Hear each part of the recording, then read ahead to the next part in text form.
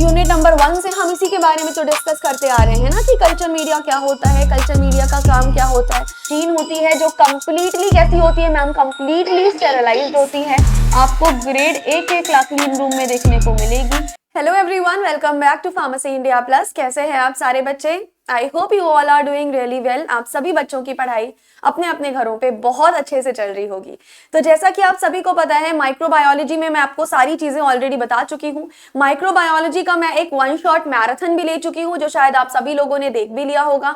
उस मैराथन में हमने ऐसे 25 क्वेश्चन आंसर्स किए थे जो आपके एग्जाम में आने की प्रोबेबिलिटी 200% रख रहे हैं। ये सारे के सारे क्वेश्चन जो भी मैंने आपको उस मैराथन में करवाए थे ना, बहुत बहुत ज्यादा इंपॉर्टेंट है। अगर अभी कोई ऐसा बच्चा है जिसके कॉलेज में एग्जाम ना हुए हो और अगर आपने वो मैराथन नहीं देख रखा है, तो बेटा जाकर के वो मैराथन जरूर देख लेना। आपको इसी माइक्रोबायोलॉजी की प्लेलिस्ट में मिल जाएगी।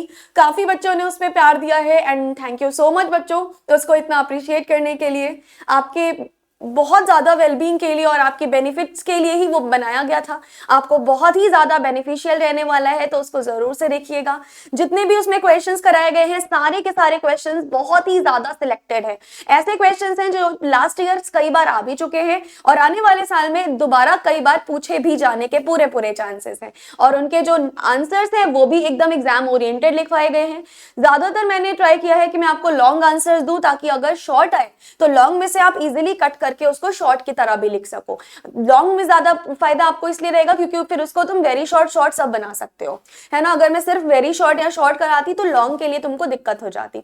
तो मोस्ट ऑफ द क्वेश्चंस मैंने उसमें लॉन्ग के हिसाब से ही दिए हैं। कुछ कुछ क्वेश्चंस मैंने शॉर्ट एंड वेरी शॉर्ट भी डाले हुए हैं। उसके अलावा जो भी हमारी वो मैराथन क्लास थी, उस मैराथन क्लास की कंप्लीट पीडीएफ भी आपको मिल रही है। अगर आपने डाउनलोड नहीं करा है तो टेलीग्राम पर जाइए एंड वो भी डाउनलोड कर लीजिएगा। अगर आप नए हैं, पहली बार इस चैनल पर विजिट कर रहे हैं, तो आप हमारी app pharmacy India mobile app ध्यान से डाउनलोड कर लीजिएगा, क्योंकि जितनी भी अपडेट्स आएंगी सबसे पहले उनका नोटिफिकेशन आपको मिलेगा फार्मेसी इंडिया मोबाइल ऐप पर। यहां से आप स्कैन करके डाउनलोड कर सकते हो, नहीं तो आप प्ले स्टोर से भी डाउनलोड कर सकते हो। इसके अलावा हमारा व्हाट्सएप एंड टेलीग्राम ज्वाइन करना बिल्कुल मत भूलना, क्योंकि व्हाट्सएप एंड टेलीग्राम पर ही हर एक क्लासेस की पीडीएफ अपलोड होती है।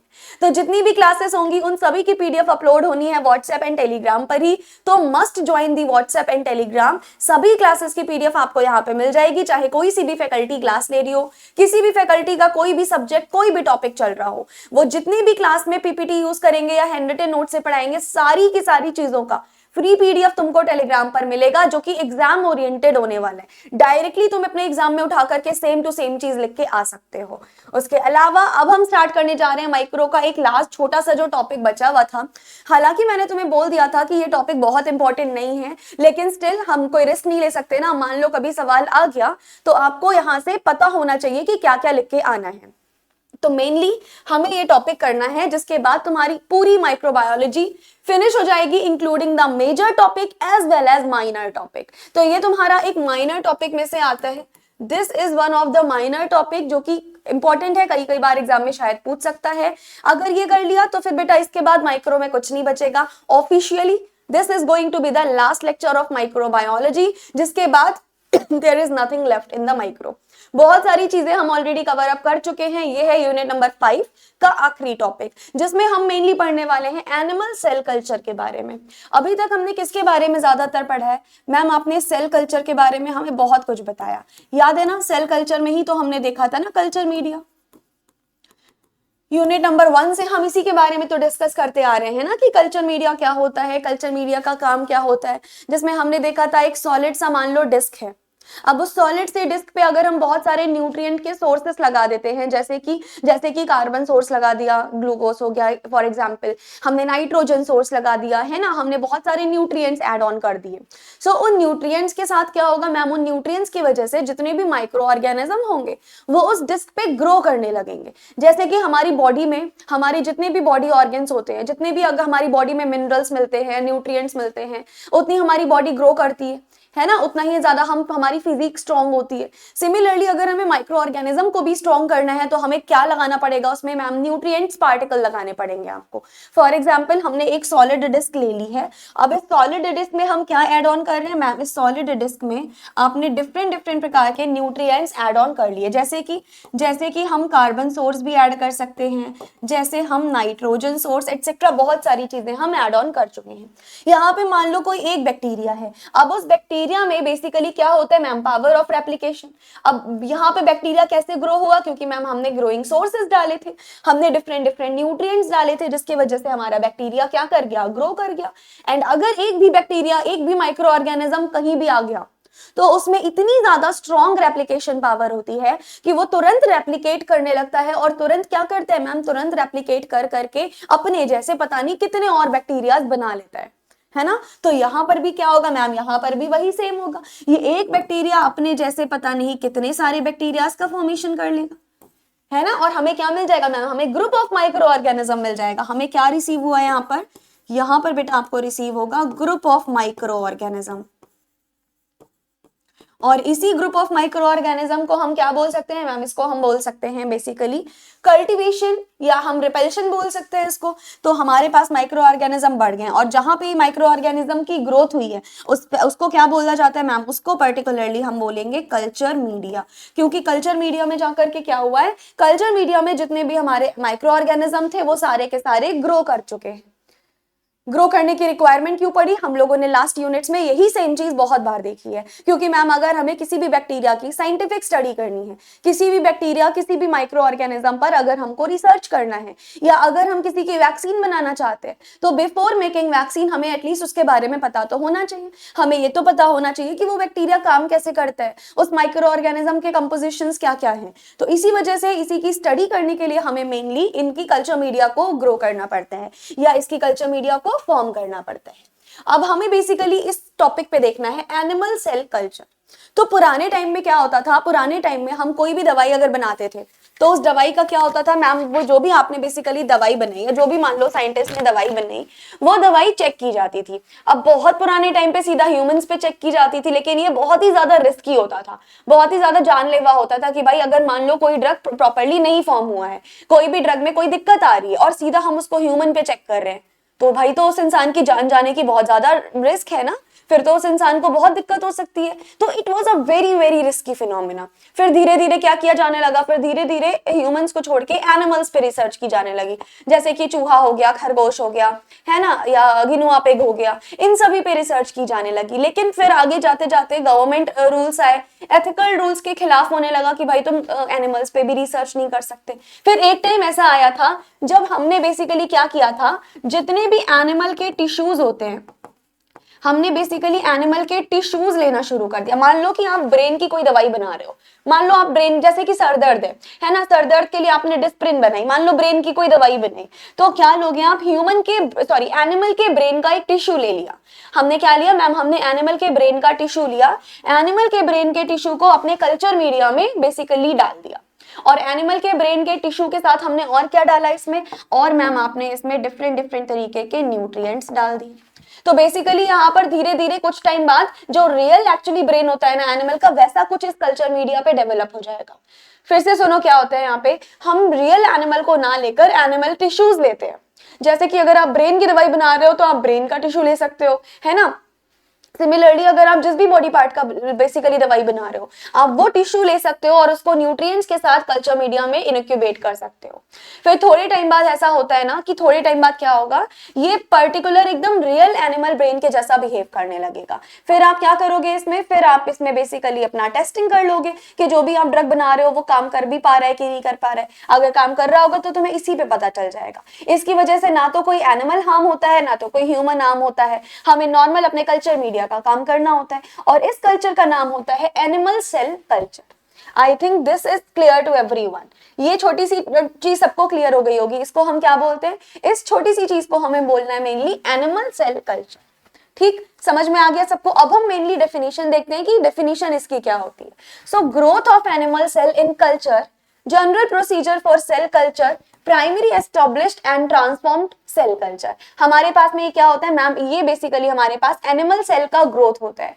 कोई भी कल्चर मीडिया लिया, उसमें उस कल्चर मीडिया में हमने एनिमल का कोई भी टिश्यू डाल दिया, जिसकी वजह से उस एनिमल सेल कल्चर में ग्रोथ होने लगती है, राइट इसी को हम बोलते हैं growth of animal cell in the culture media. कि जो भी आपकी कल्चर मीडिया होगी उसमें एनिमल सेल में क्या होने लगेगा, जो भी आप एनिमल सेल डालोगे, किसी भी सेल का टिश्यू डाल दोगे, वो कंटिन्यूअसली ग्रो करने लगेगा। Similarly general procedure for cell culture and the primary established and transformed cell culture, ठीक है। Animal cell culture is in vitro cultivation, right, ये बहुत इंपॉर्टेंट है, ये टॉपिक ये याद रखिएगा शब्द। This is a type of a in vitro cultivation, growth and maintenance of animal cells। यहाँ पर बेसिकली क्या होगा, कोई भी एनिमल सेल है, हम उसकी बॉडी के अंदर कुछ नहीं कर रहे हैं, हम उसकी बॉडी से जो भी बेसिकली हमारे सेल्स हैं, टिश्यू सेल्स है, उसको निकाल के कहीं और हम जाकर के क्या कर रहे हैं, उनको डेवलप कर रहे हैं। इस मीडिया को हम एनिमल कल्चर मीडिया बोलेंगे। तो ये हमारा एक इन विट्रो कल्टीवेशन होता है जिसमें ग्रोथ एंड मेंटेनेंस होती है। किसकी ग्रोथ एंड मेंटेनेंस के बारे में बात करेंगे हम, यहाँ पे बात करेंगे of the growth and maintenance of animal cells outside the body of the organism under controlled condition of temperature. यहाँ मेन चीजें ये रहती हैं, कंडीशंस मस्ट बी ऑप्टिमम। कुछ मेन चीजें यहां पर ये रहेंगी, that conditions must be optimum.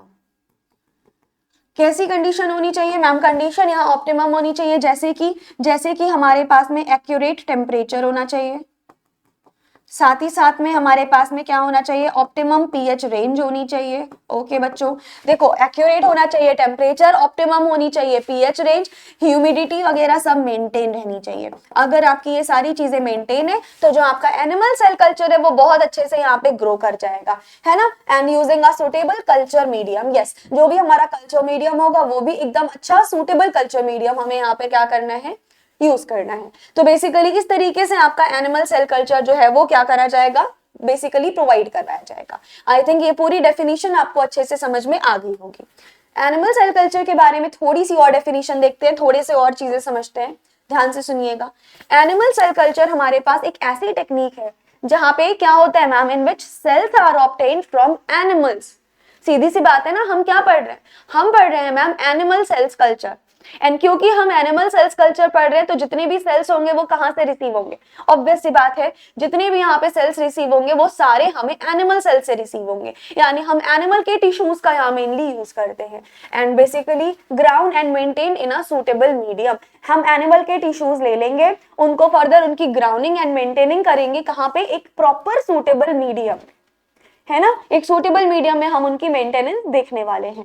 Further फिर क्या होता है, the culture produced by the cell और tissues taken from an organism is called a primary culture. यहाँ पे इस बात को बहुत ध्यान देना, यहाँ से तुमसे कभी कभी वेरी शॉर्ट में क्वेश्चन पूछ लिया जाता है, तो इसका प्लीज ध्यान दीजिएगा कि जो कल्चर प्रोड्यूस होता है बाय द सेल और टिश्यू, जो बेसिकली हम एनिमल के ऑर्गेनिज्म से लेते हैं, इसको बोला जाता है प्राइमरी कल्चर।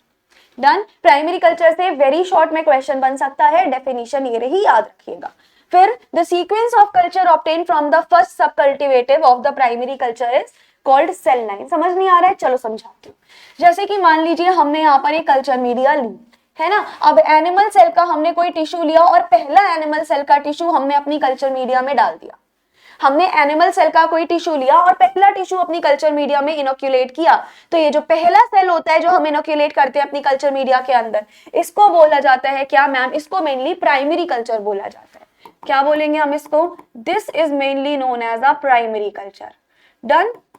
अब इस प्राइमरी कल्चर को उठा के अगर इसका छोटा सा पार्ट हमने उठाया और दूसरी कल्चर मीडिया में डाला, और इसका छोटा सा पार्ट उठाया फिर दूसरी कल्चर मीडिया में डाला, अब इस तरीके से कर करके अगर हम कल्चर मीडिया से डायरेक्ट उठा के दूसरे कल्चर मीडिया में डाल रहे हैं, इनको हम सेकेंडरी कल्चर भी बोल सकते हैं। लेकिन जो हम डायरेक्ट एनिमल टिश्यूज से उठाकर कल्चर मीडिया में डालते हैं उसको प्राइमरी कल्चर बोलते हैं। और फिर जो कल्चर मीडिया प्रिपेयर हो गई है, इसका छोटा छोटा टिश्यूज लेकर दूसरी कल्चर मीडिया में ग्रो करवाते हैं इनको, इसको मेनली हम सेकेंडरी कल्चर के नाम से जानेंगे। Is that clear to everyone? देखिएगा, जो the culture produced by the cell और टिश्यूज, जो कि किसी ऑर्गेनिज्म से लिया है, उनको क्या बोलेंगे, इसको मेनली मैम हम प्राइमरी कल्चर के नाम से जानते हैं।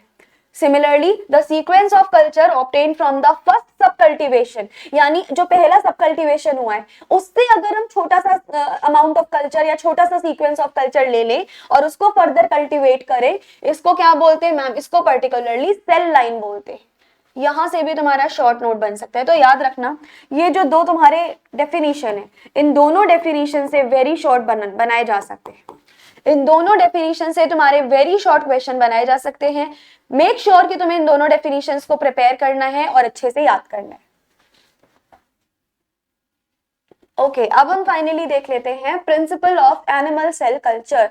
ये जो हमारा एनिमल सेल कल्चर है ना, इसका मैम प्रिंसिपल क्या है, या फिर मेनली एनिमल सेल कल्चर कौन से प्रिंसिपल पे बेस्ड है, ये बता दीजिए। देखो प्रिंसिपल से सवाल बनता है, अगर लॉन्ग में आया तो तुम्हें प्रिंसिपल बहुत अच्छे से भी एक्सप्लेन करना पड़ेगा। सुनिए, एनिमल सेल को क्या क्या रिक्वायर्ड होती है चीजें, अभी अभी तुमको मैंने बताया था। सबसे ज्यादा जरूरी होता है एक न्यूट्रिएंट रिच मीडियम, मतलब मैम न्यूट्रिएंट्स तो होने चाहिए। अगर न्यूट्रिएंट्स ही नहीं होंगे, हमारा कल्चर मीडिया ग्रो ही नहीं कर पाएगा। कल्चर मीडिया ही नहीं ग्रो कर पाएगा तो एनिमल सेल कल्चर का तो कोई नाम ही नहीं। इनफैक्ट आप किसी भी कल्चर मीडिया को बना रहे हो, दुनिया का कोई भी कल्चर मीडिया आप डेवलप कर रहे हो, without nutrients no culture media can ever be develop. इस चीज को मैं लिख भी देती हूँ, इस चीज को मेंशन कर दो, without nutrients any culture media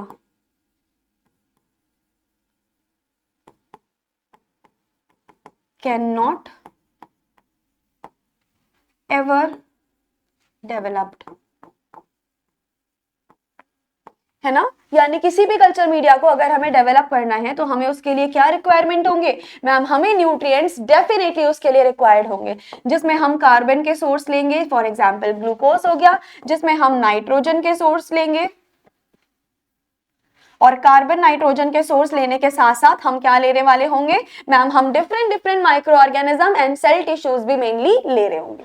उसके बाद में स्टेराइल कंडीशंस होनी चाहिए, यस प्रॉपर कंडीशंस ही होनी चाहिए। अगर इम्प्रॉपर कंडीशन है, या मान लो अगर पीएच मेंटेन नहीं है, या मान लो अगर हमारे पास 2 एसिडिक पीएच हो गया, अगर हमारे पास 2 एसिडिक पीएच है, या अगर हमारे पास में 2 बेसिक पीएच है, तो ये जो तुम्हारी रेंज होती है ये बिल्कुल भी ऑप्टिमम नहीं होती। अगर तो 2 एसिडिक पीएच आ रहा है या फिर अगर तो 2 बेसिक पीएच आ रहा है, this is not at all an optimum range, बिल्कुल भी एक ऑप्टिमम रेंज ये नहीं होती है। हमारी पीएच क्या होनी चाहिए, हमारा नॉर्मल पीएच रेंज मेंटेन होनी चाहिए।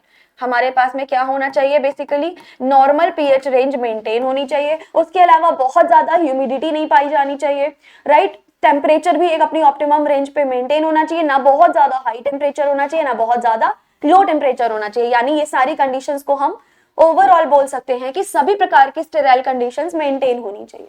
थर्ड इज फिजियोलॉजिकल टेम्परेचर, वो मैंने लिखा ही था, बताया था अभी अभी कि प्रॉपर टेम्परेचर मेंटेन होना चाहिए। नॉर्मली आपका 37 डिग्री सेल्सियस एक आइडियल टेम्परेचर होगा, जो कि नॉर्मल बॉडी टेम्परेचर होता है, ये टेम्परेचर मेंटेन होना चाहिए। पीएच भी हमारे पास क्या रहना चाहिए मैम, लगभग न्यूट्रल पीएच होना चाहिए, जो कि ना ज्यादा एसिडिक होगा ना ज्यादा बेसिक होगा। अगर तो पीएच न्यूट्रल है तो ये बिल्कुल ठीक होगा और यहाँ से हमारा एकदम ठीक तरीके से ऑप्टिमम पीएच काम करेगा। साथ ही साथ में जो भी ऑक्सीजन एंड कार्बन डाइऑक्साइड होंगे वो बैलेंस रहने चाहिए। ऐसा भी नहीं है कि बहुत ज्यादा ऑक्सीजन की मात्रा हो, कार्बन डाइऑक्साइड की कम हो, नहीं, या वाइस वर्सा भी नहीं होना चाहिए। यानी जो तुम्हारा ऑक्सीजन होगा एंड कार्बन डाइऑक्साइड होंगे, दोनों चीजें ही प्रॉपरली आपकी मेंटेन रहनी चाहिए। फर्दर अगर हम देखते हैं कि सेल कहाँ ग्रो करेंगे, तो cells grow either attach to a solid surface, यानी कि ये कहाँ पे ग्रो कर सकते हैं मैम, ये सॉलिड सरफेस पे भी ग्रो कर सकते हैं, या फिर ये लिक्विड मीडियम में भी ग्रो कर सकते हैं। मतलब ऐसा नहीं है कि हमें सॉलिड कल्चर मीडिया ही चाहिए। इनके ग्रो करने की अगर हमें बात करेंगे तो सेल्स हमारे सॉलिड सरफेस पे भी ग्रो कर सकते हैं, जो बेसिकली हमारे पास क्या होती है, एंकोरेज डिपेंडेंट होती है। सिमिलरली ये suspended in free liquid medium, यहाँ पर भी जितने भी हमारे सेल्स होते हैं वो ग्रो करने लगते हैं। यानी चाहे हमारा सॉलिड हो या फिर लिक्विड हो, दोनों ही जगह पर क्या पॉसिबल है मैम, दोनों ही जगह पर ना हमारा ग्रोथ ऑफ सेल पॉसिबल है। दोनों ही जगह पर क्या पॉसिबल है, ग्रोथ ऑफ सेल बहुत आइडियली पॉसिबल है। तो अगर ये आता है तो तुम लिख सकते हो कि कहां कहां पे हमारे सेल ग्रो कर सकते हैं। ठीक है, ओके। अभी फाइनली हम लोग मूव ऑन कर लेते हैं types of animal cell culture पे। ये मोस्ट इंपॉर्टेंट है, सबसे ज्यादा इंपॉर्टेंट आपके लिए यही है कि कौन कौन से टाइप के एनिमल सेल कल्चर बेसिकली हमें यहाँ पर पढ़ने हैं, कौन कौन से हमारे सिलेबस में हैं। देखो बहुत सारे हैं जो हमें बेसिकली देखने हैं कि किस टाइप के हम एनिमल सेल कल्चर ले सकते हैं। सबसे पहला जो हमारे पास में टाइप है that is a primary cell culture. What is this primary cell culture ma'am, देखिएगा cells obtain directly from animal tissues. Primary cell culture अभी बताया था ना, प्राइमरी सेल कल्चर क्या होता है, मान लो तुम्हारे पास कल्चर मीडिया है और तुम एनिमल टिश्यूज से डायरेक्टली एक पार्ट लेके इसमें इनोक्यूबेट कर देते हो, तो इसको क्या बोलते हैं मैम, इसको हम बोलेंगे बेसिकली प्राइमरी सेल कल्चर। हमने डायरेक्टली एनिमल टिश्यूज का थोड़ा सा पार्ट लिया, उसको हमने कहां पे ग्रो करवा दिया, अपनी कल्चर मीडिया में ग्रो करवा दिया। पहली बारी हम अपनी कल्चर मीडिया में डायरेक्टली एनिमल से उठा करके डाल रहे हैं, इसको बोला जाता है प्राइमरी सेल कल्चर। डन, यहां से सवाल बनने के चांसेस हैं, फिर से सुन लीजिएगा। Cells obtained directly from animal tissues, अगर तो डायरेक्टली हम एनिमल टिश्यू से ऑब्टेन करके सेल बेसिकली डाल रहे हैं तो that would be primary cell culture. या लिमिटेड लाइफ स्पैन, हाँ ये एक बात और है कि जितने भी हमारे प्राइमरी सेल कल्चर होंगे ना, इनका लाइफ स्पैन लिमिटेड होता है, ये इसकी सबसे ज्यादा खास बात है, राइट। उसके अलावा रिटेन ओरिजिनल कैरेक्टरिस्टिक्स, इसमें जितने भी ओरिजिनल कैरेक्टरिस्टिक्स होती है सारी रिटेन रहती है, इसीलिए तो हमने एनिमल कल्चर मीडिया बनाई थी, क्योंकि जो भी हमारा रियल एनिमल होता है उसके सारी प्रॉपर्टीज आपकी उस कल्चर मीडिया में होंगी। That is why ethical reasons के वजह से हमने एनिमल्स पे एक्सपेरिमेंट करना छोड़ दिया, लेकिन बिल्कुल एनिमल्स के जैसा रियल कल्चर मीडिया बनाया। जो रियल एनिमल का ब्रेन होगा, अगर हम उस एनिमल के ब्रेन के टिश्यू को अपनी कल्चर में डेवलप करें तो वो कल्चर मीडिया भी बिल्कुल एनिमल के ब्रेन के जैसा बिहेव करने लगता है, दोनों के कैरेक्टरिस्टिक बिल्कुल सेम हो जाते हैं। इसी वजह से हमें बाकी किसी की जरूरत ही नहीं पड़ती, हमारे लिए तो सबसे ज्यादा बेनिफिशियल है, ना कोई ह्यूमन अफेक्ट होता है ना कोई एनिमल अफेक्ट है, हमें बिल्कुल एनिमल के जैसा ब्रेन हमारे पास कल्चर मीडिया में मिल रहा है। तो दैट इज व्हाई इसकी जितनी भी कैरेक्टरिस्टिक्स होंगे वो ओरिजिनल रहते हैं, रिटेन रहता है इसका ओरिजिनल कैरेक्टरिस्टिक्स। कुछ एग्जाम्पल देख लीजिए, जैसे कि किडनी सेल्स बिल्कुल हम ले सकते हैं डायरेक्टली एनिमल से, एंड जो नॉर्मल किडनी होती है ना किसी भी एनिमल की, वो same to same original kidney जैसा आप कल्चर बना सकते हो। एंड आपका लिवर सेल भी हो गया। So kidney cell, liver cell इसके दो मोस्ट फेमस एग्जाम्पल्स हो गए। अब तुम्हारे प्राइमरी सेल कल्चर के अलावा जो नेक्स्ट होगा वो होगा secondary cell culture. Secondary cell culture में क्या होता है, देखो प्राइमरी सेल कल्चर में डायरेक्टली तुमने एनिमल के टिश्यूज को कल्चर पे डेवलप किया, अब जो कल्चर पे डेवलप किया है उसका छोटा सा पार्ट लेकर के तुम दूसरे कल्चर पे डेवलप करो। फिर से सुनो मेरी बात, जो हमने प्राइमरी कल्चर पे डेवलप किया उसका छोटा सा पार्ट लेके दूसरे कल्चर पे अगर हम उसको डेवलप करते हैं तो इसको बोला जाता है further secondary cell culture. Secondary cell culture basically sub cultured from primary culture, मतलब प्राइमरी कल्चर से हमने छोटा सा पार्ट उठाया और डेवलप कर दिया। दैट इज व्हाई हम इसको बोलते हैं, इसकी सिंपल सी डेफिनेशन है sub cultured from the primary culture. More uniform cell population, yes, यहाँ की जो सेल पॉपुलेशन होगी वो कंपैरेटिवली मोर यूनिफॉर्म रहती है। तो ये दोनों पॉइंट्स इंपॉर्टेंट हैं, दोनों पॉइंट्स आपको बहुत अच्छे से समझ में आ गए होंगे। नेक्स्ट हम देख लेते हैं सेल लाइन के बारे में। सेल लाइन जो होती है वो हमारी अलग अलग टाइप्स की होती है, हम अपने हर एक टाइप की सेल लाइंस को बहुत डिटेल में डिस्कस करने वाले हैं। देखिए सबसे पहले सेल लाइन का मतलब समझो कि ये सेल लाइंस होती क्या है, ध्यान से सुनिएगा। सेल्स दैट कैन बी सब कल्चर्ड रिपीटेडली, मतलब वो सेल्स जिनको हम बार बार अलग अलग टाइम पे सब कल्चर कर सकते हैं, उसको क्या बोला जाता है, उसको मेनली हम सेल लाइन बोलेंगे। फिर से मेरी बात सुनिएगा, what is cell line. Cell line basically वो सेल्स होती हैं जिनको रिपीटेडली कई बार सब कल्चर्ड किया जा सकता है, इनको मेनली हम क्या बोल देते हैं, सेल लाइन बोल देते हैं। सेल लाइंस भी अब आपके पास डिफरेंट प्रकार की होंगी, जिसमें से हमारी पहली सेल लाइन हो गई है फाइनाइट सेल लाइन, है ना। अब ये फाइनाइट सेल लाइन का क्या मतलब होता है बेटा, फाइनाइट सेल लाइन में लिमिटेड नंबर ऑफ डिविजन्स होते हैं एंड नॉर्मल डाइप्लॉइड सेल्स पाई जाती हैं। ये इनके बारे में इंपॉर्टेंट है, याद रखना है। अगर आप किसी भी कॉम्पिटिटिव एग्जाम की तैयारी करते हो, यहां से सवाल आने के प्रॉपर चांसेस हैं, ठीक है। So make sure finite cell line में लिमिटेड नंबर ऑफ डिविजन्स होंगे, नॉर्मल डाइप्लॉइड की सेल्स भी पाई जाएंगी। सिमिलरली अगर हम बात करते हैं कॉन्टिन्यूअस सेल लाइन की, so what happen in the continuous cell line, तो ध्यान रखना कंटिन्यूअस सेल लाइन की जो सेल्स होती हैं वो इमॉर्टल सेल्स होती, मतलब ये अमर होती हैं, लाइक ये कभी भी डाई नहीं हो जाती। तो हम यहाँ पर लिख सकते हैं these cells never dies। ये वाली जो पर्टिकुलर सेल्स होंगी ये कैसी सेल्स है मैम, ये इमॉर्टल सेल्स है, यानी ये पर्टिकुलर सेल्स कभी भी डाई नहीं हो सकती हैं, राइट। उसके अलावा ऑफन कैंसरस एंड और ट्रांसफॉर्म, जैसे कि इसके एग्जांपल्स हो गए हैं हेला सेल्स, वेरो सेल्स, सीएचओ सेल्स, ये मेनली हमारे इन सेल्स के एग्जांपल हैं। तो हमने देख लिया यहाँ पे सेल लाइन के दो पोर्शन यानी दो टाइप, पहला देखा हमने finite cell line, what is the finite cell line, फिर हमने देखा है कॉन्टिन्यूअस सेल लाइन। अब हम नेक्स्ट देख लेते हैं यहाँ पर Design for animal cell culture media is more difficult than that of microorganism and plant cultures. देखो हमारे पास जो cultures होते हैं ना, एनिमल के कल्चर अलग हमने डेवलप किए होते हैं, प्लांट के कल्चर हमने अलग डेवलप किए होते हैं। और यहाँ पर ये बताया गया है कि जो हम एनिमल कल्चर डेवलप कर रहे हैं, यानी मेनली जो हमारा एनिमल कल्चर मीडिया होता है, उसमें क्या होता है, एनिमल कल्चर मीडिया की जो मैम डिजाइन होती है ना, it is comparatively more difficult या more complex as compare to plant culture media. यानी यहाँ पर क्या देखने को मिलेंगी, ये जो आपको कल्चर मीडिया है ना, ये देखने को मिलेगी तुमको मोर कॉम्प्लेक्स, राइट। ये मोर कॉम्प्लेक्स कल्चर मीडिया आपको देखने को रिसीव होती है। कल्चर मीडिया का यूज किस लिए किया जाता है, to support the survival as well as growth, ताकि जितने भी माइक्रो ऑर्गेनिज्म हैं वो सर्वाइव भी कर सके और सर्वाइव करने के साथ वो ग्रो भी कर सके। माइक्रो ऑर्गेनिज्म के सर्वाइवल के लिए, माइक्रो ऑर्गेनिज्म की ग्रोथ के लिए हम मेनली अपनी कल्चर मीडिया का यूज करते हैं। और हमें इनकी ग्रोथ करवानी ही क्यों है, बता चुकी हूँ बहुत बार। माइक्रो ऑर्गेनिज्म को ग्रो करवाना बहुत ज्यादा जरूरी है ताकि हम इन पे प्रॉपरली रिसर्च कर सके, हम इनकी स्टडी कर सके, इनके लिए वैक्सीन बना सके। इस चीज के लिए हमें डिफरेंट माइक्रो ऑर्गेनिज्म को ग्रो करवाना होता है, उस पर स्टडी करनी होती है। इसके अलावा selection of media is dependent on the type of cells and the main objective of culture. Yes, बहुत इंपॉर्टेंट चीज है कि कौन से मीडिया का आप सिलेक्शन करने वाले हो, ये मेनली डिपेंड करता है कि आप कौन सा सेल लेना चाह रहे हो। चाहे फिर मैं एनिमल सेल के बारे में बात करूं, अभी तो हमारा एनिमल चल रहा है तो एनिमल के ही बारे में डिस्कस करते हैं, यानी एनिमल का कौन सा सेल आप लेना चाहते हो, कौन सा एनिमल सेल कल्चर आपको चाहिए, ये कंप्लीटली इसी चीज पे, बेसिकली इसी वजह से हम देखेंगे, या इसी चीज पे डिपेंड होता है कि तुम्हें कौन सा मीडिया लेना पड़ेगा, है ना। उसके अलावा हमारे पास में पहला हमारा इंपॉर्टेंट मीडिया है, दैट इज नेचुरल मीडिया। अच्छा, नेचुरल मीडिया में क्या बेसिकली चीजें हो सकती हैं। नेचुरल मीडिया में तुम्हारा सीरम पाया जाता है, that is specifically fetal bovine serum. Serum is very very important. Serum आपका नेचुरल मीडिया में भी पाया जाएगा। नेचुरल मीडिया के अलावा तुम्हारी एक आर्टिफिशियल मीडिया भी होती है। देखो हम दो मीडिया मेनली पढ़ेंगे, एक हम पढ़ेंगे नेचुरल मीडिया, दूसरी हम पढ़ने वाले हैं आर्टिफिशियल मीडिया। और दोनों ही मीडियाज के अंदर सीरम का पाया जाना जरूरी है ना। दोनों में ही तुम्हें सीरम जरूर देखने को मिलेगा, अभी से मैं बता दे रही हूँ। हमने सबसे पहले देखी है नेचुरल मीडिया। नेचुरल मीडिया यानी जो नेचुरली ग्रो करती है, जिसके लिए हमें किसी भी आर्टिफिशियल यानी सिंथेटिक चीजों की जरूरत नहीं होती है, that is what natural media.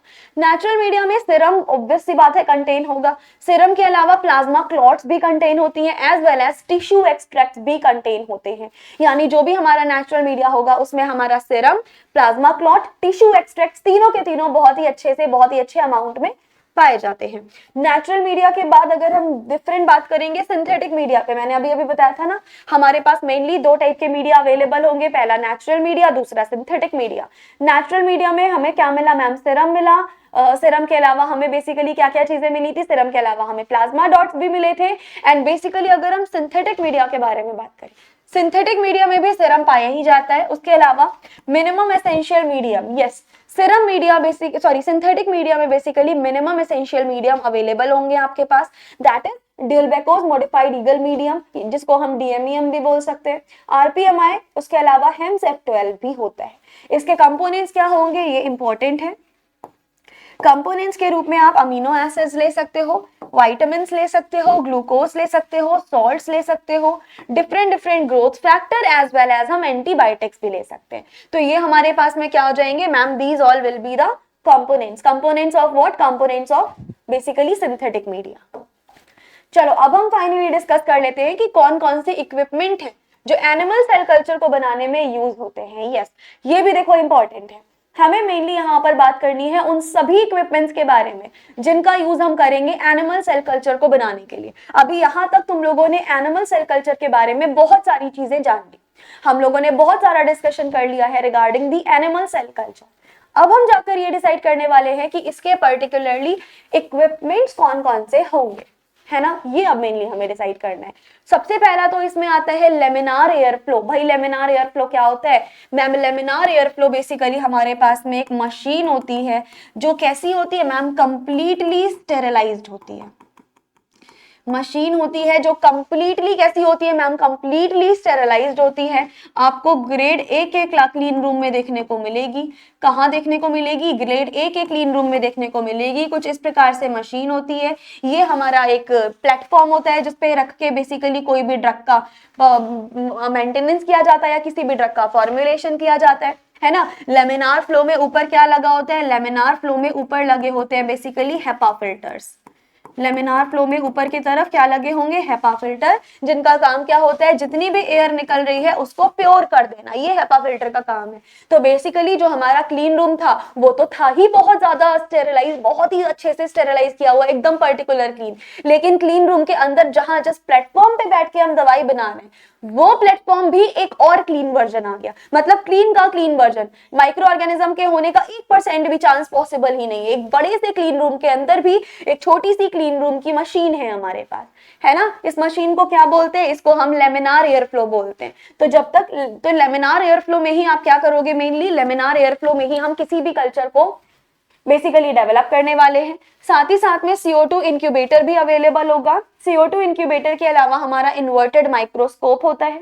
उसके अलावा हमारा ऑटोक्लेव मशीन होगी। ऑटोक्लेव आपने पढ़ा है ना, याद करिए यूनिट नंबर 1, हमारी फर्स्ट यूनिट में ही आई थिंक मैंने आपको पढ़ा दिया था ऑटोक्लेविंग। पूरी ऑटोक्लेव मैंने डिटेल में पढ़ाया था और मैंने बोला था लॉन्ग में सवाल पक्का बनेगा। मैराथन में भी मैंने ऑटोक्लेव से एक सवाल दिया था। ऑटोक्लेव के अलावा सेंट्रीफ्यूग, सेंट्रीफ्यूजी भी बोलते हैं। उसके अलावा water bath, water bath is one of the most important equipment. Then आपका बेसिकली यहाँ पे ये प्रिजर्वेशन यूनिट आ जाता है। तो ये तुम्हारे मेनली कुछ इक्विपमेंट्स रहने वाले हैं जो यूज करोगे आप एनिमल सेल कल्चर को बनाने में। शॉर्ट में तो यहाँ से पूछेगा नहीं, लॉन्ग में ही अगर आया तो तुम्हें इसको भी ऐड करके लिखना पड़ेगा। ये देखिए कुछ हमारे कुछ पैरामीटर्स होंगे, उन पैरामीटर्स को देख लीजिएगा। इनको हम बोल सकते हैं ऑप्टिमम रेंजेस, इनको हम ऑप्टिमम रेंजेस भी बोल सकते हैं। क्या होती है मैम ये ऑप्टिमम रेंजेस? सबसे पहले अगर हम टेम्परेचर के बारे में बात करें तो कितना टेम्परेचर रहेगा? मेनली जो हमारे पास में टेम्परेचर रहेगा वो 37 डिग्री सेल्सियस रहेगा। ये क्या होता है मैम? ये नॉर्मल बॉडी टेम्परेचर होता है और it is a optimum range of temperature. अगर हम पीएच के बारे में बात करेंगे तो पीएच में ही हमने ये चीज भी सीखी थी कि क्या सीखा था पीएच में? आपने मैम बताया था कि नॉट टू एसिडिक, ना तो बहुत ज्यादा एसिडिक होना चाहिए, ना ही क्या होना चाहिए, ना ही मैम टू बेसिक होना चाहिए। मतलब ये हमारा कौन से मीडियम में रहना चाहिए? जो पीएच है ना वो हमारा न्यूट्रल फॉर्म में पाया जाना चाहिए। न्यूट्रल फॉर्म यानी पीएच की वैल्यू 7 होनी चाहिए। पीएच की रेंज अगर बहुत ज्यादा एसिडिक होगी तो दवाई आपकी यानी जो भी ड्रग बना रहे हो वो प्रॉपर नहीं बन पाएगा, या फिर अगर आपका बहुत ज्यादा बेसिक होगा तो भी अप्रोप्रिएट कंडीशन नहीं होती। हमारी पीएच की जो अप्रोप्रिएट रेंज होगी, मेक श्योर ये रेंज हमारी न्यूट्रल के बराबर ही होनी चाहिए। ये चीजें मैं आपको कई बार बता भी चुकी हूँ। फर्दर हम देखते हैं CO2। CO2 की रिक्वायरमेंट केवल और केवल 5% ही होती है, बहुत ज्यादा नहीं। Humidity 90 to 95%। तो ये बेसिकली हमने रिक्वायरमेंट्स देख लिए हैं कि क्या क्या चीजें चाहिए होंगी और किन चीजों की कितनी हमें रिक्वायरमेंट है, या हम सिंपली बोले तो हमने बेसिक पैरामीटर्स के बारे में बात कर ली है। These are some kind of basic parameters जो हमें बेसिकली क्या होते हैं? रिक्वायर्ड होते हैं। डन, आगे मूव ऑन करें। अगला हमारे पास आता है procedure for animal cell culture. Yes, अब भाई अब हम इस बारे में बात करेंगे कि ये जो हमें एनिमल सेल कल्चर बनाना है वो कैसे बनाएंगे, किस तरीके से सेल कल्चर को प्रोसीड करें, what should we do next. ध्यान से सुनिए। First of all animal cell culture involves a series of aseptic steps. मतलब बहुत सारे असेप्टिक स्टेप्स होते हैं यहाँ पर जिसको हम फॉलो करेंगे। फॉलो करके क्या बनाएंगे मैम? फॉलो करके आप एनिमल सेल कल्चर बनाओगे। ठीक है, क्या होंगे मैम? ये बहुत सारे स्टेप्स को फॉलो करेगा for the isolation, growth and the maintenance of animal cells under controlled laboratory conditions. मतलब कि कंट्रोल्ड कंडीशंस में जो भी हमारा उस टाइम पे लैब होंगे या क्लीन रूम्स होंगे उनकी अप्रोप्रिएट एंड मेजर्ड कंडीशंस पे हमें बेसिकली इनकी ग्रोथ करनी है। तो सारी की सारी ग्रोथ बेसिकली हम कैसे करने वाले हैं, चलो बताती हूँ। सॉरी, सुनिए। A place of tissue from the organism is usually quite complex and it contains connective tissue cells, variety of blood cells. Yes, जो भी हम टिश्यू लेने वाले हैं अपने सेल ऑर्गेनिज्म से यानी एनिमल के सेल ऑर्गेनिज्म से, तो जब जब तुम एनिमल के सेल ऑर्गेनिज्म से छोटा सा टिश्यू लेने वाले हो उसको प्लेस करना सबसे ज्यादा कॉम्प्लेक्स है। पूरे कल्चर मीडिया में सबसे ज्यादा जहाँ पे कॉम्प्लेक्सिटी आती है वो यही आती है कि जब आप एनिमल के टिश्यू सेल को उठा करके कल्चर मीडिया में डालते हो। ये usually quite complex and contains connective tissue cells, क्योंकि ऐसा होता है ना, जितनी भी टिश्यू सेल्स होंगे they all will be connective together, है ना। क्या पाए जाएंगे मैम, हमारे पास कनेक्टिव टिश्यू सेल्स आएंगे, बहुत सारे पता नहीं कितने तो ब्लड सेल्स आएंगे। तो इनको अलग से उठा करके कल्चर मीडिया में डालना सबसे बड़ा रिस्क है। यानी जब हम अपना प्राइमरी सेल कल्चर बनाते हैं ना, याद करो इसी को तो क्या बोलते हैं मैम, इसी को तो हमने बोला था प्राइमरी सेल कल्चर। याद आया, इसी को क्या बोला था, यही तो था प्राइमरी सेल कल्चर। तो मेनली जब हम प्राइमरी सेल कल्चर को बनाते हैं यही सबसे ज्यादा कॉम्प्लेक्सिटी देता है।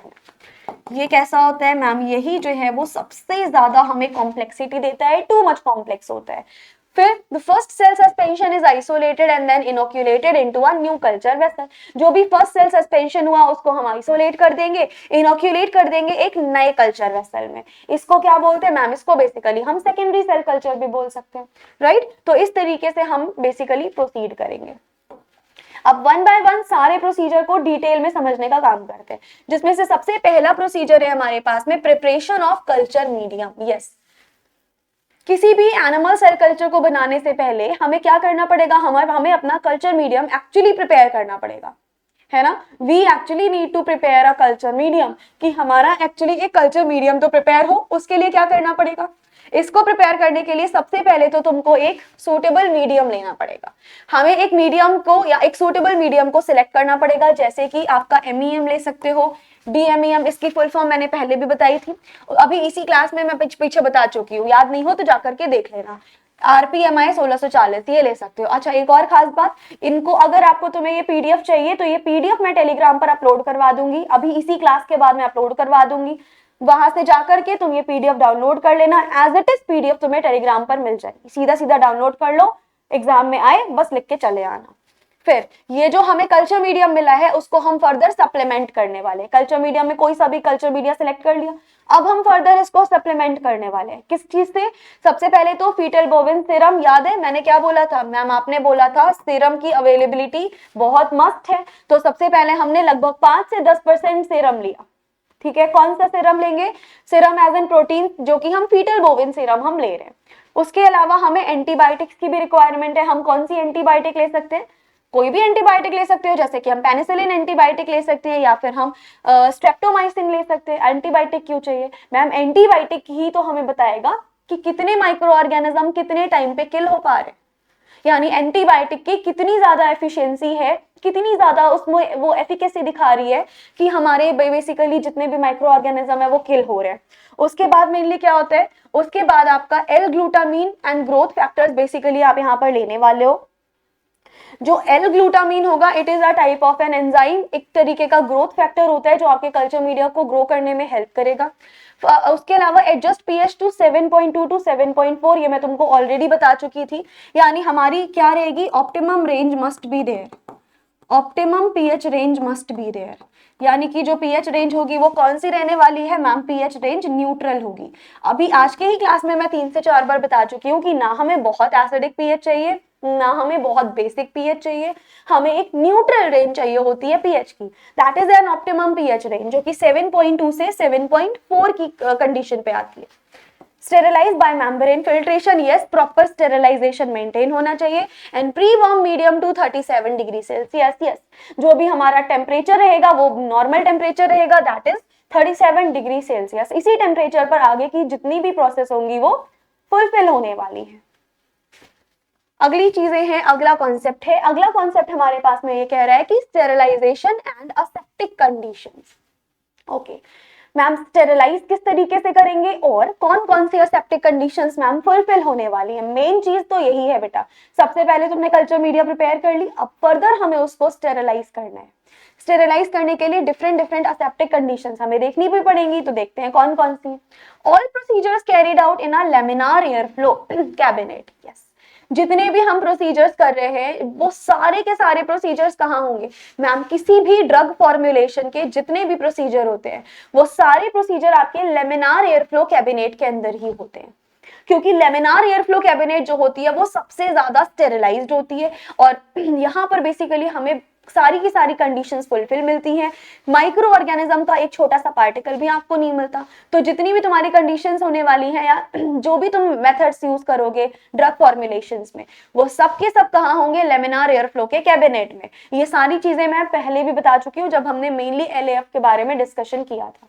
फिर glassware and instrument sterilized by autoclaving, जितने भी आप इंस्ट्रूमेंट यूज करोगे या जितने भी ग्लासवेयर यूज करोगे ऑटोक्लेविंग प्रोसेस के थ्रू सारे के सारे स्टेरिलाइज्ड होने चाहिए। मेक श्योर तुम कोई सा भी ड्रग बना रहे हो, लेकिन एक भी इक्विपमेंट ऐसा नहीं होना चाहिए जो तुम विदाउट स्टेरिलाइज्ड यूज कर लो। हर एक ग्लासवेयर, हर एक छोटे से छोटा इक्विपमेंट भी आपको प्रॉपरली स्टेरिलाइज करना पड़ेगा, जिसको आप ऑटोक्लेविंग के थ्रू कर सकते हो।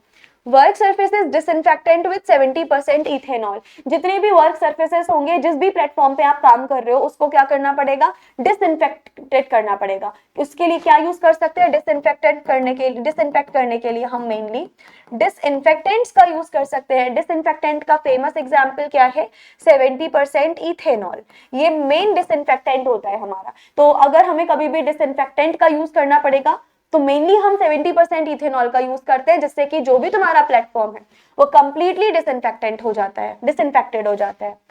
उसके अलावा जितनी भी तुम पिपेट यूज करोगे, फ्लास्क एंड कंज्यूमेबल्स यूज करेंगे, वो सबके सब प्रॉपरली स्टेरिलाइज्ड होने चाहिए। हमें एक भी पिपेट, फ्लास्क, कंज्यूमेबल्स कोई भी विदाउट स्टेरिलाइजेशन नहीं लेंगे, क्योंकि हम इतना सा भी रिस्क नहीं ले सकते कि कहीं से एक छोटा सा पार्टिकल भी माइक्रोब का आ सके। तो एक एक चीज प्रॉपरली कैसा लेंगे, स्टेरिलाइज्ड हमें लेना है। फिर उसके बाद में कलेक्शन हो जाता है एनिमल टिश्यूज का, सबसे complex step, most complex step. ये पर्टिकुलर स्टेप जो होता है वो तुम्हारा अभी तक का सबसे कॉम्प्लेक्स स्टेप होने वाला है, क्योंकि अब हम डायरेक्टली एनिमल टिश्यूज से उसका कल्चर लेने वाले हैं, जिसमें बहुत सारे टिश्यूज साथ के साथ कनेक्टेड होते हैं। हमें देखना पड़ेगा, हम ब्रेन टिश्यूज, अगर ब्रेन की दवाई बना रहे हैं तो ब्रेन टिश्यू लेना पड़ेगा, या जो भी हम दवाई बना रहे हैं उसके हिसाब का हमें एक टिश्यू लेना पड़ेगा, ब्रेन हो गया, हार्ट हो गया, व्हाटएवर। साथ ही साथ में ये बहुत सारे ब्लड सेल से कनेक्टेड होगा, तो ये चीजें बहुत ज्यादा कॉम्प्लेक्सिटी के साथ होती है, जिसमें tissue obtain from healthy animal under sterile conditions, यानी जो भी हमारी प्रॉपर कंडीशंस है उन कंडीशंस में ही हम क्या करेंगे, हेल्दी एनिमल का एक टिश्यू ऑब्टेन कर लेंगे। ये जो भी हम टिश्यू लेंगे उसको डायरेक्टली बेसिकली अपनी कल्चर मीडिया में डालेंगे। तो जो भी हम कॉमन टिश्यूज लेंगे वो क्या क्या ले सकते हैं, आप किडनी का टिश्यू ले सकते हो, लिवर ले सकते हो, लंग्स ले सकते हो, उस एनिमल का कोई भी टिश्यू हम ले सकते हैं। टिश्यू को वॉश किया जाएगा फॉस्फेट बफर सेलीन के साथ, ताकि जितना भी ब्लड है और जितनी भी डेब्रीज हैं वो सारी की सारी रिमूव हो सके, यानी एक तरीके से उसको काइंड ऑफ थोड़ा सा वॉश कर लिया जाएगा। हम उसको वॉश किससे करेंगे, फॉस्फेट बफर सेलाइन से। ये सवाल तुम्हारा बन सकता है, मोस्ट इंपॉर्टेंट डाल दो। जो भी हम टिश्यू लेने वाले हैं उसको वॉश करेंगे, ताकि बिल्कुल भी कोई भी इम्प्योरिटी ना रह जाए, उसका सारा ब्लड डिब्री सब बेसिकली रिमूव हो जाए। क्या सॉल्यूशन लेंगे, बहुत ध्यान से सुनना, इंपॉर्टेंट है। तो फॉस्फेट बफर सेलाइन बेसिकली यहाँ पे लेने वाले हो। फिर से याद करो क्या लेना है, फॉस्फेट बफर सेलाइन। फॉस्फेट बफर सेलाइन से अपने टिश्यू की वॉशिंग कराई जाएगी, ठीक है। फिर मैम हमारा डिसअग्रीगेशन होता है टिश्यू का। अच्छा, अग्रीगेशन का मतलब क्या होता है मैम, अगर हम बात करेंगे सिर्फ अग्रीगेशन की, तो अग्रीगेशन का मतलब होता है जुड़ना, है ना। अग्रीगेशन का मतलब होता है जुड़ना। अगर हम बात करेंगे डिसअग्रीगेशन की, अगर हम डिसअग्रीगेशन के बारे में बात करते हैं तो इसका मतलब क्या होता है बेटा, इसका मतलब होता है बिखरना। और हमें पढ़ना क्या है मैम, हमें तो डिसएग्रीगेशन ही पढ़ना है, यानी हमें देखना है किस तरीके से जो डिफरेंट डिफरेंट टिश्यूज होते हैं वो बिखर जाते हैं, किस तरीके से इन टिश्यूज में डिसएग्रीगेशन हो रहा है, ये हमें देखना है। तो सुनिएगा, cells are separated from tissues, cells को टिश्यू से सेपरेट कर लिया जाता है। अब ये जो सेपरेशन होगा वो कई तरह से हो सकता है, जैसे कि मैम ये मैकेनिकल मेथड के थ्रू भी होता है। कैसे मैकेनिकल मेथड के थ्रू, चॉपिंग और माइंसिंग टिश्यू इनटू स्मॉल पीसेस। जो भी आपका टिश्यू होगा उसको आप किसी भी मैकेनिक्स की हेल्प से या किसी भी इंस्ट्रूमेंट की हेल्प से चॉप या माइंसिंग कर देते हैं स्मॉल स्मॉल पीसेस में। नेक्स्ट आपका एंजाइमेटिक मेथड भी आ सकता है। एंजाइमेटिक मेथड में एंजाइम्स के साथ हम उसको ट्रीट कराते हैं। देखो, एंजाइमेटिक मेथड में पूरा एक ही चीज होगी, reaction with enzymes, reaction with several enzymes. इसमें पर्टिकुलरली हमें क्या करना है, बस इस बात का बहुत ध्यान रखना है, जब जब हम एंजाइमेटिक मेथड देखेंगे तब तब क्या हो रहा होगा, डिफरेंट डिफरेंट एंजाइम्स के साथ में हमें इसकी रिएक्शन पढ़नी होगी। कौन कौन से एंजाइम ले सकते हैं, मेनली आप ट्रिप्सिन ले सकते हो, कोलेजनेस ले सकते हो, डिस्पेस ले सकते हो। दे हेल्प्स रिलीज इंडिविजुअल सेल्स। इन एंजाइम्स में क्या होगा, जैसे ही आप इन एंजाइम्स के साथ रिएक्शन कराओगे ना, टिश्यू के सारे सेल्स इंडिविजुअल अलग हो जाएंगे। यानी इसकी वजह से होगा क्या, बेसिकली टिश्यूज बिखर जाएंगे, टिश्यूज एक एक अलग अलग सेल्स में टूट जाएंगे, इंडिविजुअलिटी मेंटेन हो जाएगी। सबसे पहली चीज हमने क्या किया, मैकेनिकल मेथड से कर सकते हैं, जिसमें चॉपिंग होती है, छोटे छोटे पार्ट्स में तोड़ काट देना। चॉपिंग के अलावा अगर हमें सेपरेट करना होगा, हम एंजाइमेटिक मेथड अपना सकते हैं, जिसमें मेनली एंजाइम्स के साथ रिएक्शन कराए, ज्यादातर लोग इसको प्रेफर करते हैं। तो एंजाइमेटिक रिएक्शंस में एंजाइम्स के साथ हम रिएक्शन करेंगे। Enzymes can be trypsin, collagenase, dispase. इनकी वजह से क्या हो जाएगा, जो भी तुम्हारे टिश्यू सेल्स है वो छोटे छोटे सेल्स में अपने आप टूट जाएंगे, यानी अपने आप अलग हो जाएंगे, डिसएग्रीगेट हो जाएंगे। तो ये तुम्हारा एक डिसएग्रीगेशन के फेमस मेथड्स हो गए, मैकेनिकल और एंजाइमेटिक। फिर जब तुम्हारे सेल्स अलग अलग हो गए हैं, जब तुम्हें इंडिविजुअल सेल्स मिल गए हैं, फिर उन सेल्स की तुम करने वाले हो सीडिंग। फिर हम क्या करेंगे, फिर मैम हम उन सेल्स को हम सीड करेंगे, अलग अलग कल्चर मीडिया में डालेंगे, जहां पे आप कल्चर फ्लास्क यूज कर सकते हो, पेट्री डिशेस यूज कर सकते हो, मल्टीवेल प्लेट्स यूज कर सकते हो। फ्रेश कल्चर मीडिया में हम उनको सीड कर देंगे, जो कि basically for adherent cells allow attachment to surface. Seeding के बाद फर्दर हम क्या करेंगे, सीडिंग आपकी जैसे ही हो गई, अब आप उसको थोड़ी देर के लिए सही इंक्यूबेट करने के लिए रख दोगे। ओके, इस इंक्यूबेशन में क्या होता है, जब हम उसको इंक्यूबेट करने के लिए रखेंगे तो culture placed in a CO2 incubator. ये बहुत इंपॉर्टेंट है, यहाँ से सवाल बनने के पूरे चांसेस हैं। जो हमारा कल्चर मिला है, हमें उसको कहाँ पे प्लेस कर देना है, उसको आप अपने CO2 इंक्यूबेटर में प्लेस कर दो आराम से, जिसमें कंडीशंस कुछ होंगी, जो कंडीशंस हम बार बार पढ़ चुके हैं, जैसे कि टेम्परेचर 37 डिग्री सेल्सियस रहना चाहिए, अमाउंट ऑफ CO2 केवल और केवल 5% ही होना चाहिए, ह्यूमिडिटी 90 से 95% हमें चलेगी। फिर से सुन लो, temperature 37 degree Celsius, humidity 90 to 95%, और जो CO2 होगा उसका अमाउंट केवल 5% होगा। Cells observe periodically under inverted microscope. Inverted microscope के थ्रू आप देखेंगे, जो हमने पहले ही ले लिया था जब हम लोगों ने इक्विपमेंट्स डिस्कस किए थे, वहां पे मैंने बताया था हमें इन्वर्टेड माइक्रोस्कोप लेना है। देन इन्वर्टेड माइक्रोस्कोप के थ्रू आप ऑब्जर्व कर सकते हो कि कितनी सारी इंडिविजुअल सेल्स आपको यहाँ पर बेसिकली देखने को मिल रही है ना। फिर हम क्या करेंगे, मेंटेनेंस देखेंगे अपनी सेल कल्चर का, जिसमें क्या होता है, replace old medium with fresh medium every 2-3 days. यानी तुम्हारे कल्चर मीडिया को ना हर 2 से 3 दिन में पुरानी कल्चर को बदल के आपको नया और फ्रेश मीडियम उसमें इंक्यूबेट करना पड़ेगा। जैसे कि इसमें हमें चेक क्या करना है, सेल की मॉर्फोलॉजी चेक करना है। मॉर्फोलॉजी का मतलब हो गया स्ट्रक्चर, शेप और साइज, जो भी आपका साइज है, शेप है, स्ट्रक्चर है। ग्रोथ पैटर्न देखना है कि किस तरीके से जो माइक्रो ऑर्गेनिज्म है वो ग्रो कर रहे हैं, उनका ग्रोथ पैटर्न क्या है। सिमिलरली हमें कॉन्टेमिनेशन भी देख लेने। तो अभी तक हमने जितना पढ़ा ये रहे उसके सारे के सारे स्टेप्स। ये स्टेप्स तुम लिख के आओगे ना, तुम्हें ट्रस्ट में काफी अच्छे मार्क्स मिलेंगे। एक बार इन सारे स्टेप्स को देख लो। सबसे पहला स्टेप क्या होता है मैम, सबसे पहले तो होता है प्रिपरेशन ऑफ मीडियम। यानी हमने सबसे पहले क्या किया, फर्स्ट ऑफ ऑल हमने अपने मीडियम को प्रिपेयर किया, जिसके लिए हमने एक proper medium, suitable medium basically identify किया था। मीडियम को प्रिपेयर करने के जस्ट बाद हम क्या करेंगे, हम पर्टिकुलरली उसको स्टेरिलाइज करेंगे। स्टेरिलाइजेशन मस्ट होता है। स्टेरिलाइजेशन में जितने भी हम कल्चर मीडिया, जितने भी हम बेसिकली पिपेट्स यूज करेंगे, ग्लासवेयर यूज करेंगे, कोई भी इक्विपमेंट यूज करेंगे, उन सभी को प्रॉपर्ली स्टेरिलाइज किया होना चाहिए। फर्दर हम टिश्यू कलेक्शन करेंगे। टिश्यू कलेक्शन सबसे ज्यादा इंपॉर्टेंट है, ठीक। टिश्यू कलेक्शन को वॉश किससे करेंगे, PBS के साथ अपने टिश्यू कलेक्शन को वॉश करेंगे, ताकि जितनी भी इंप्योरिटीज हैं वो वॉश आउट हो सके। फर्दर हम डिसएग्रीगेशन करेंगे। डिसएग्रीगेशन के हमने 2 मेथड देखे थे। एक तो था तुम्हारा मैकेनिकल मेथड, जिसमें हम चॉपिंग करते थे। दूसरा था एंजाइमेटिक रिएक्शंस। दूसरा एंजाइमेटिक रिएक्शंस था, जिसमें क्या होता था, एंजाइम्स के साथ रिएक्शंस होती थी। इन दोनों मेथड्स के थ्रू हम डिसएग्रीगेशन कर देते थे। फर्दर हम क्या करते थे, जो डिसएग्रीगेट सेल्स हमें मिलते थे, एनिमल सेल्स, उनको पर्टिकुलरली सीडिंग किया जाता था। सीडिंग के बाद लास्ट में हम उनको इंक्यूबेट कर देंगे। इंक्यूबेट के लिए क्या जरूरत होती है, अप्रोप्रिएट कंडीशंस। जो भी अप्रोप्रिएट कंडीशंस होंगे उन पे क्या करेंगे मैम, इंक्यूबेट कर देंगे।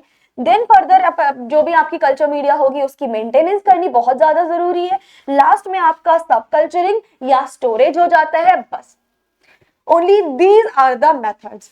ये तुम्हारे मेथड्स होते हैं, यानी ये तुम्हारे स्टेप्स होते हैं। तो आगे से कभी भी सवाल आए स्टेप्स क्या क्या यूज होते हैं एनिमल कल्चर में, ये रहे तुम्हारे सारे स्टेप्स।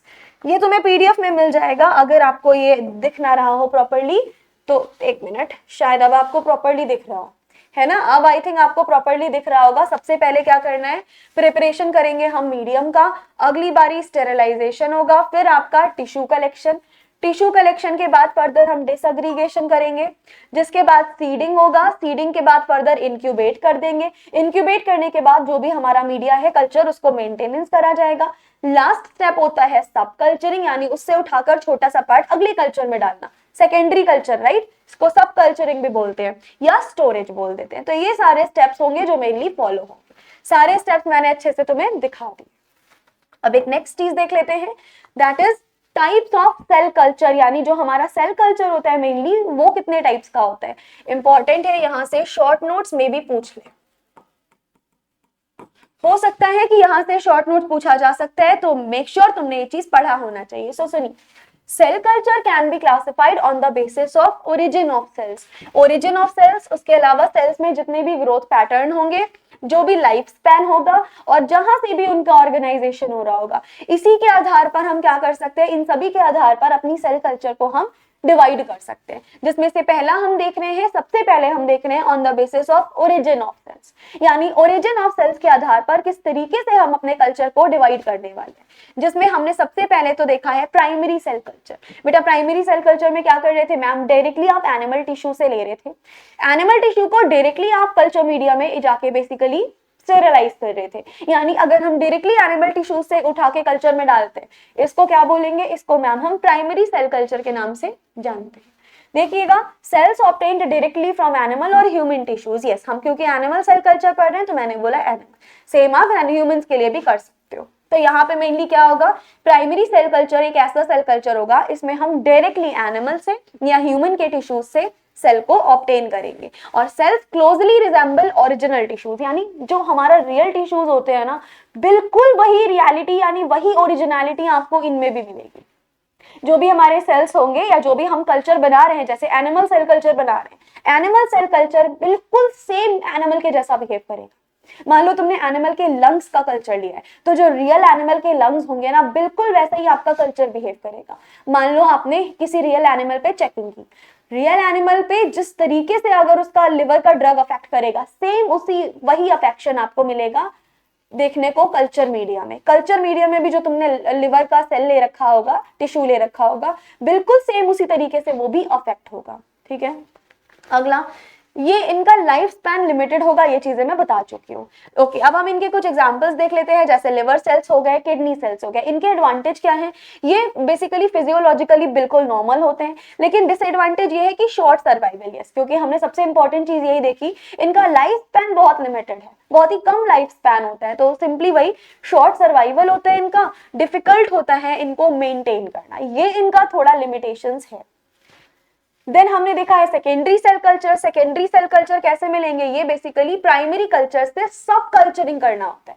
प्राइमरी कल्चर तो हमने डायरेक्टली एनिमल टिश्यू से बनाया था, अब जो प्राइमरी कल्चर बना है उससे सब कल्चर करके जो बनाएंगे वो होगा आपका सेकेंडरी सेल कल्चर। बहुत ज्यादा यूनिफॉर्म होता है आपका सेल पॉपुलेशन के लिए, slightly longer life span than primary cells. Yes, primary के कंपैरिजन में जो सेकेंडरी सेल्स होते हैं इनका लाइफ स्पैन कंपैरेटिवली ज्यादा होता है, बड़ा होता है। तो मेक श्योर कि सेकेंडरी सेल्स के कंपैरिजन, प्राइमरी सेल्स के कंपैरिजन में सेकेंडरी सेल्स का जो लाइफ स्पैन होगा वो कैसा होगा मैम, वो ऑब्वियस सी बात है ज्यादा होगा। अगली चीज, अगर हम लाइफ स्पैन के बारे में बात करें तो अलग अलग पार्ट्स होंगे। जैसे सबसे पहला पार्ट होता है आपका finite cell culture. Finite cell culture में मेनली होता क्या है, लिमिटेड नंबर ऑफ डिविजन्स होते हैं, जिसमें 20 से 100 जनरेशंस के अलाउड होंगी। डाइप्लॉइड क्रोमोसोम नंबर भी पाए जाते हैं, नॉर्मल ग्रोथ बिहेवियर होगा, जैसे कि ह्यूमन डाइप्लॉइड फाइब्रोब्लास्ट होगा। सिमिलरली अगर आप कंटिन्यूअस सेल कल्चर के बारे में बात करोगे तो इनमें अनलिमिटेड लाइफ स्पैन होता है। सबसे बड़ी चीज यही है, आप अगर बात करते हो कंटिन्यूअस सेल कल्चर की, नाम से ही पता चल रहा है कोई लिमिटेड नहीं है बाउंडेशन, अनलिमिटेड लाइफ स्पैन होगा, यानी इमोर्टल सेल्स होती है, इनकी जो सेल्स हैं कभी डाई नहीं करती। often derived from the tumors or transformed cells and basically aneuploid chromosome number भी इनमें पाया जाता है। तो खास बात तो तुम्हें यही देखनी है, कंटिन्यूअस सेल कल्चर में इमोर्टल सेल्स होंगी जिनका लाइफ स्पैन लॉन्गर होगा, फाइनाइट में लिमिटेड एंड बेसिकली यहाँ पर ऐसा कुछ लॉन्गर वाला नहीं होता है। उसके अलावा अगर हम ग्रोथ कैरेक्टरिस्टिक्स के बेसिस पर देखेंगे तो सबसे पहले आएगा एडहेरेंट। एडहेरेंट में क्या होगा ma'am, basically encourage dependent culture होता है ये। इसमें सेल्स को क्या रिक्वायरमेंट होती है, सॉलिड सरफेस की ही रिक्वायरमेंट है। मैंने बताया था हम सॉलिड लिक्विड दोनों पे ग्रोथ करवा सकते हैं, बट इधर इसके लिए मेनली तुमको सॉलिड सरफेस की ही रिक्वायरमेंट होती है अपने सेल को ग्रो करवाने के लिए। दूसरी चीज, मोनोलेयर की तरह से ये ग्रो होती है, जैसे कि फाइब्रोब्लास्ट हो गया, एपिथेलियल सेल्स हो गई। फर्दर आता है आपका suspension culture. Now what is the suspension culture?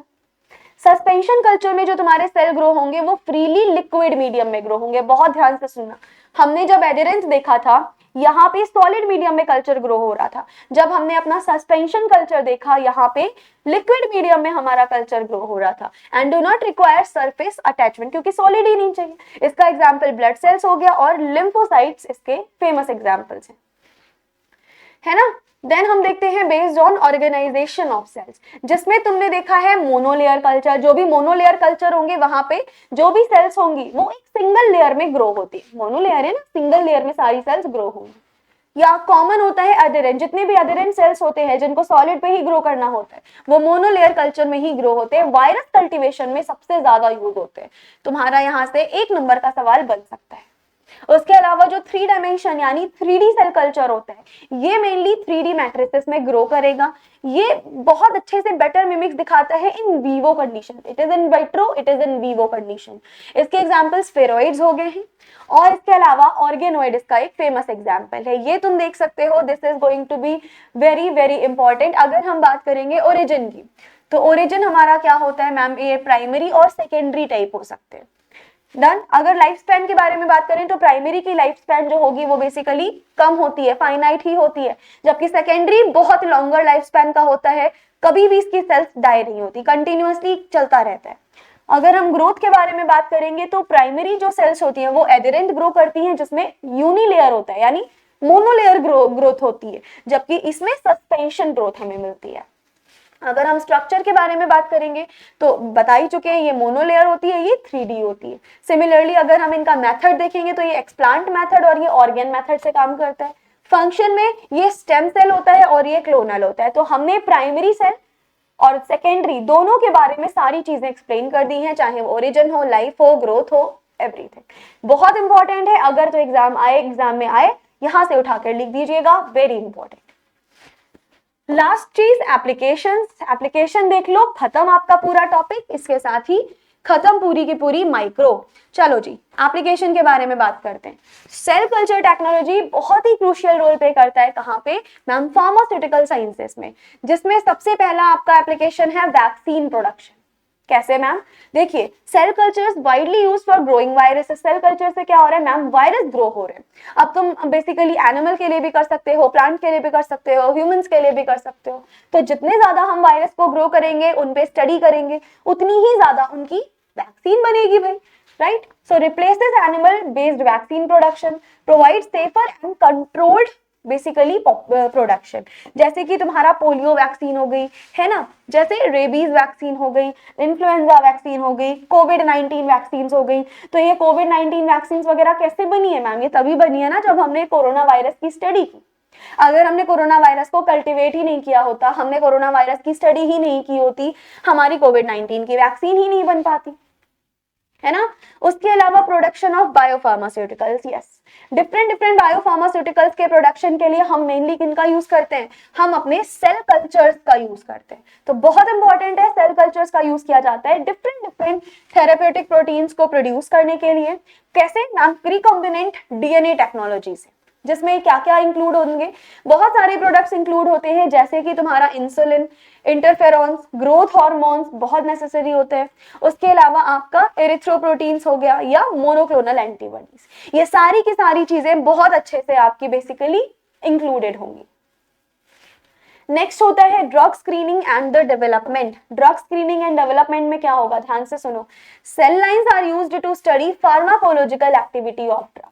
यानी किसी भी ड्रग की फार्माकोलॉजिकल एक्टिविटी को स्टडी करने के लिए मेनली सेल लाइन हम यूज करेंगे, जिसकी वजह से किसी भी ड्रग की एफिकेसी, डोज रिस्पॉन्स रिलेशनशिप, यानी किसी भी ड्रग का क्या डोज लेना है, मैकेनिज्म ऑफ एक्शन जिसको हम शॉर्ट में एमओए भी बोल सकते हैं, इन सभी चीजों को आइडेंटिफाई आप कर सकते हो, जिसके एग्जाम्पल है cancer cell lines for the anti cancer drug screening.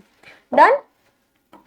फिर लास्ट में आता है तुम्हारा टॉक्सिसिटी एंड सेफ्टी टेस्टिंग। इसका क्या काम होता है, देखिए cell culture replaces animal testing, जिसमें हम क्या क्या इवैल्यूएट कर सकते हैं, आप साइटोटॉक्सिसिटी इवैल्यूएट कर सकते हो, जेनेटॉक्सिसिटी, उसके अलावा कार्सिनोजेनिसिटी आप देख सकते हो। ये सारे टॉक्सिसिटी के ही प्रकार होते हैं। इसके एग्जाम्पल में कौन कौन से हम ए से यूज करेंगे, एमटीटी ए से, एलडीएच रिलीज ए से, न्यूट्रल और अपटेक टेस्ट ए से आप बेसिकली यूज कर सकते हो। उसके अलावा cancer research, one of the most famous thing, one of the most famous research, cancer research के लिए कैंसर सेल लाइंस की हेल्प लगेगी, जिसकी वजह से आप बेसिकली ट्यूमर बायोलॉजी समझ सकते हो, स्टडिंग मेटास्टेटिस, और साथ ही साथ में एंटी कैंसर एजेंट की स्क्रीनिंग भी बहुत प्रॉपर्ली हो सकती है। इसके एग्जाम्पल आपके हेला सेल्स हो गए हैं और ब्रेस्ट कैंसर सेल्स हो गए। बहुत इंपॉर्टेंट है, सवाल बन सकते हैं, और अगर एप्लीकेशन पूछी जा रही है तो ये एप्लीकेशन जरूर से हाईलाइट करके लिख के आइएगा आप। अगला होता है मोनोक्लोनल एंटीबॉडी प्रोडक्शन। ये basically hybridoma cell culture technique होती है। इस टेक्निक का यूज किया जाता है for the diagnosis, for targeted therapy, for the immunoassays etcetera. इन सभी चीजों के लिए हम यूज कर सकते हैं। नेक्स्ट आता है आपका वायरोलॉजी एंड वायरस कल्टीवेशन। ये भी बहुत फेमस एप्लीकेशन है। वायरस कल्टीवेशन में it is essential for mainly isolation and identification of viruses, जहाँ पे हम अलग अलग वायरस को आइसोलेट करते हैं, उनको आइडेंटिफाई करते हैं, उनकी एंटीवायरल ड्रग टेस्टिंग बनाते हैं। इनके एग्जाम्पल हो गए जैसे कि HIV वायरस, इन्फ्लुएंजा या हेपेटाइटिस वायरस। इन सभी वायरस का प्रॉपर टेस्टिंग आप यहाँ पे कर सकते हो। और इसी के साथ तुम्हारी पूरी की पूरी माइक्रोबायोलॉजी फिनिश होती है। So that's all about the microbiology. इतना ही था, इतना ही पढ़ना था तुम्हें माइक्रो में। That's it. That's all about the micro. अब माइक्रो पूरी तरीके से ऑफिशियली खत्म है। That's the last lecture from my end for the micro. अब मिलेंगे आपसे किसी अगले सेमेस्टर में। इस सेमेस्टर की सारी चीजें आई थिंक आप लोगों ने अच्छे से समझ ली होंगी। ये सारी पीडीएफ, पूरी कंप्लीट पीडीएफ तुमको मिल जाएगी टेलीग्राम पे, मैं अपलोड करवा दूंगी आज ही, चाहो तो जाकर के चेक कर लीजिएगा। All the very very best for the exams. जिनके एग्जाम हो गए हैं वो मुझे कॉमेंट सेक्शन में जरूर बताएं आपके एग्जाम्स में क्या क्या क्वेश्चन आए थे, कैसा था एग्जाम पेपर, एवरीथिंग आप बता सकते हो। और अब मिलते हैं हम आपसे किसी अगले सेमेस्टर के किसी अगले टॉपिक में। Thank you so much, take care.